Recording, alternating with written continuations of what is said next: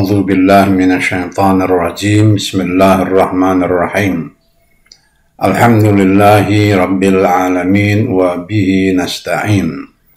Allahumma salli ala sayyidina Muhammadin wa alihi thayyibin at-tahirin wa ajil farjahum warhamna bihim.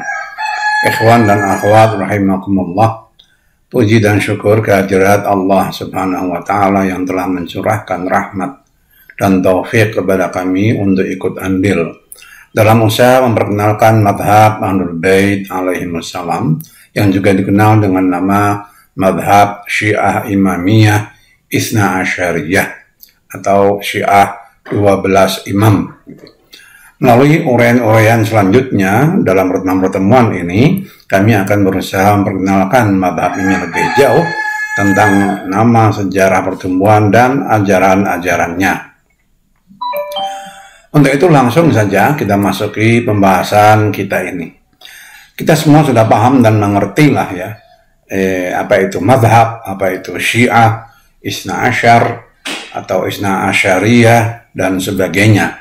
Sehingga saya tidak merasa perlu ya untuk menguraikan itu semua. Langsung kita lihat dengan singkat sejarah kemunculan ajaran Syiah. Setiap kali kita mempelajari sejarah lahirnya suatu gerakan besar, ya, maka sudah seharusnya kita berusaha mencari benih-benih pertama ya, yang merupakan cikal bakal dan perkembangan selanjutnya pergerakan tersebut. Sehubungan dengan madhab Ahlul Bait ini terdapat banyak pendapat para ahli yang saling berbeda dalam menyatakan gitu awal sejarah kelahiran madhab ini. Ada yang mengatakan bahwa madhab ini lahir setelah Rasulullah Shallallahu Alaihi Wasallam wafat, gitu ya. Ada yang mengatakan bahwa awal kemunculan Syiah itu pada masa Khalifah Utsman bin Affan. Mereka yang membunuh Utsman bin Affan, rombongan itulah ya, kelompok ini itu yang kemudian dinyatakan dan dianggap sebagai Syiah gitu. Lalu juga ada yang mengatakan bahwa Syiah itu muncul awal mula ya pada masa Imam Ali alaihissalam, yaitu pasukan dan anggota pasukan Imam Ali alaihissalam yang tetap konsisten terus-menerus bersama beliau di dalam 3 kali peperangan yang dialami oleh Imam Ali di masa pemerintahan beliau itu, gitu ya. Nah, orang-orang ini itu yang dianggap sebagai cikal bakal Syiah yang kemudian berkembang hingga saat ini. Pendapat lain mengatakan bahwa Syiah mulai muncul di masa setelah tragedi Karbala, yaitu pembunuhan Imam Hussein alaihissalam beserta keluarga dan para pengikut setia beliau oleh pasukan Yazid bin Muawiyah. Ya, nah itulah ya secara singkat beberapa pendapat yang biasa gitu dapat kita temukan di buku-buku karya beberapa ulama. Akan tapi di kalangan pendapat yang diterima dan beredar di kalangan ulama Syiah sendiri ialah pendapat yang mengatakan bahwa mazhab dan ajaran Syiah Imamiyah Isna Asyariyah itu awal pertama kali muncul berbarengan dengan kelahiran Islam yang dibawa oleh Rasul terakhir Muhammad Sallallahu Alaihi Wasallam. Untuk mendukung dan membuktikan kebenaran klaim tersebut, ulama Syiah mengajukan beberapa hadis dan riwayat, di mana akan kita pelajari sekilas lah ya berikut ini. Yang pertama adalah sebuah hadis yang sangat dikenal dengan nama hadisul inzar. Dalam berbagai catatan sejarah dikatakan bahwa Rasulullah Shallallahu Alaihi Wasallam mulai berdakwah secara terbuka dan menyeru kaum kerabatnya kepada Islam setelah beliau mendapatkan perintah dari Allah sebagaimana dalam ayat 214 surat Asy-Syu'ara. A'udzu billahi minasyaitonir rajim. Bismillahirrahmanirrahim. Wa anzir ashiratakal aqrabin. Dan berilah peringatan kepada kerabat dekatmu. Mendapat perintah tersebut, Rasulullah meminta bantuan kepada Imam Ali untuk menyiapkan makanan dan minuman, lalu mengundang keluarga besar Bani Abdul Muttalib yang saat itu berjumlah sekitar 40 orang agar berkumpul di rumah beliau. Setelah mereka berkumpul dan menghabiskan makanan dan minuman yang disediakan, Rasulullah pun mengajak mereka kepada Islam dan berkata kepada mereka, "Siapakah di antara kalian yang akan membantuku dalam mengemban tugas ini? Dan ia akan menjadi saudaraku, penerima wasiatku, dan penggantiku setelahku." Tak seorang pun dari mereka yang menyambut seruan Nabi ini kecuali Imam Ali alaihissalam, yang saat itu paling muda di antara mereka semua. Beliau dengan tegas berkata, "Wahai Nabi, aku bersedia menjadi pembantumu dalam hal ini." Rasul pun kemudian memegang pundak beliau seraya mengatakan, "Inilah saudaraku, penerima wasiatku dan penerusku yang akan memimpin kalian setelah aku. Maka dengarlah dan taatlah kalian kepadanya." Mendengar itu, mereka semua berdiri untuk meninggalkan pertemuan seraya mencibir kepada Abu Thalib dan mengatakan, "Ia telah memintamu untuk mendengar dan mentaati anakmu." Saudara sekalian, kisah ini, cerita dan riwayat ini gitu ya, dapat Anda temukan dalam kitab Tarikh Tabari, jilid 2, halaman 216, dan Tafsir Ibn Athir, jilid 2, halaman 28, ketika menafsirkan ayat tadi itu ya, wa anzir ashiratakal aqrabin itu. Dan kitab-kitab tafsir lain bisa Anda baca, terutama kitab-kitab tafsir klasik lah ya, ketika menafsirkan ayat tersebut itu. Peristiwa tersebut ini adalah dakwah terbuka dan terang-terangan yang dilakukan pertama kali oleh Rasulullah. Peristiwa inilah yang kemudian dikenal dengan nama Hadisul Inzar gitu. Sebagaimana diketahui dalam peristiwa tersebut, selain menyatakan diri sebagai utusan Allah dan meminta mereka untuk mengikuti ajarannya, Rasulullah juga menyatakan Ali bin Abi Thalib sebagai bakal pengganti beliau yang wajib didengar dan ditaati.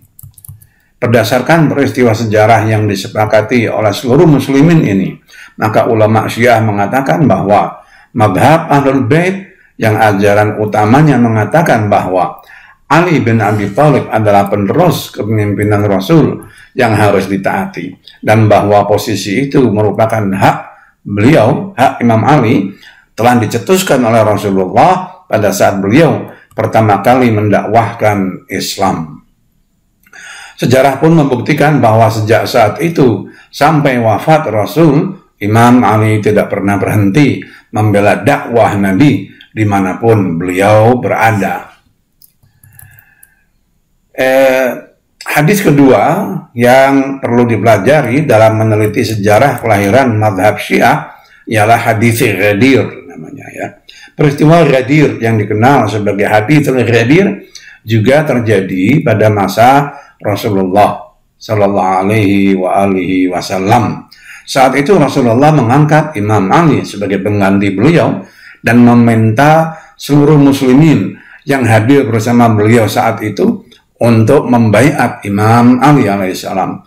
Baiat dilakukan atas dasar bahwa Ali adalah pemimpin muslimin setelah Rasulullah Sallallahu Alaihi Wasallam.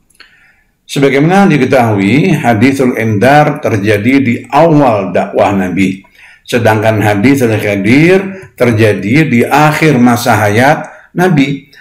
Kedua-duanya ini sama-sama menegaskan kepemimpinan Ali bin Abi Thalib setelah Rasul. Di tengah-tengah dan di antara dua peristiwa penting ini terdapat puluhan hadis Nabi yang menyatakan bahwa Imam Ali dan 11 orang dari keturunan beliau adalah para penerus kepemimpinan Nabi Shallallahu Alaihi Wasallam. Insya Allah semua itu akan kita pelajari ya satu persatu dalam pertemuan berikutnya nanti. Ikhwan dan akhwat rahimakumullah, yang menarik lagi ialah bahwa ternyata kata-kata Syiah dan istilah Syiah Ali juga telah diucapkan oleh Rasulullah Shallallahu Alaihi Wasallam. Berikut ini adalah bukti-bukti untuk itu. Dalam kitab Durrul Mansur, ya, jilid 6, halaman 376, ketika menafsirkan ayat ke-7 surat Al-Bayyinah, Suyuti mengeluarkan sebuah riwayat dengan sanad dari Jabir bin Abdullah Al-Ansari, berkata, saat itu kami sedang berada bersama Nabi. Lalu datang pula Ali. Melihat Ali datang, Nabi berkata, "Wallazi nafsi biyadih, inna hadza wa syi'atahu lahumul faizuna yaumal qiyamah." Demi zat yang nyawaku berada di tangannya, sesungguhnya orang ini, beliau menunjuk kepada Ali alaihissalam, dan syiahnya adalah orang-orang yang menang di hari kiamat. Tentu Anda semua tahu ya, bahwa ayat ke-7 surat Al-Bayyinah berbunyi, innal ladzina amanu wa amilus solihati ulaika hum khairul bariyah. Sesungguhnya orang-orang yang beriman dan beramal saleh, mereka itulah sebaik-baik manusia. Masih dalam kitab yang sama, sebuah riwayat dari Abdi dari Ibnu Abbas mengatakan, ketika ayat 7 surat Al-Bayyinah turun, Rasulullah berkata kepada Imam Ali, mereka itu adalah engkau dan syiahmu. Hum anta wa syi'atuka. Gitu. Juga dalam kitab Durrul Mansur pada jilid dan halaman yang sama, dikatakan bahwa Ibnu Mardue meriwayatkan dari Ali bin Abi Thalib yang mengatakan, Rasulullah berkata kepadaku, wahai Ali, tidakkah kau dengar firman Allah, innal ladzina amanu wa amilus solihati ulaika hum khairul bariyah. Mereka khairul bariyah itu ya, sebaik-baik manusia itu adalah engkau dan syiahmu. Gitu.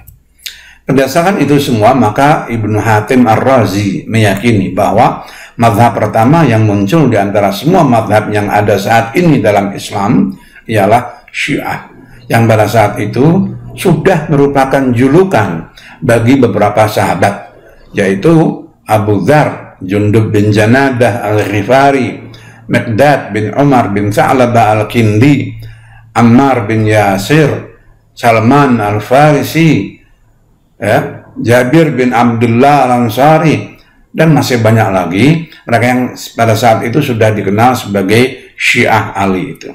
Demikian Ibnu Hatim Ar-Razi yang kami nukil dari kitab Rawdatul Jannat oleh Al-Khunsari halaman 88. Dengan demikian jelaslah bahwa selain pondasi-pondasi madhab Syiah dibina oleh Rasulullah, kata-kata Syiah dan Syiah Ali gitu ya, juga dicetuskan oleh Rasulullah untuk menyebut para pengikut Imam Ali alaihissalam. Karena pada kenyataannya masih pada masa Nabi itulah sudah ada sejumlah orang yang dikenal dengan sebutan Syiah Ali, sebagaimana ditegaskan oleh Ibnu Hatim Ar-Razi di atas, dan masih banyak lagi. Ikhwan dan akhwat rahimakumullah, demikianlah yang dapat kami sampaikan dalam kesempatan ini. Insya Allah akan kita lanjutkan pada pertemuan mendatang. Wabillahi taufiq wal hidayah wal afu minkum. Wassalamualaikum warahmatullahi wabarakatuh.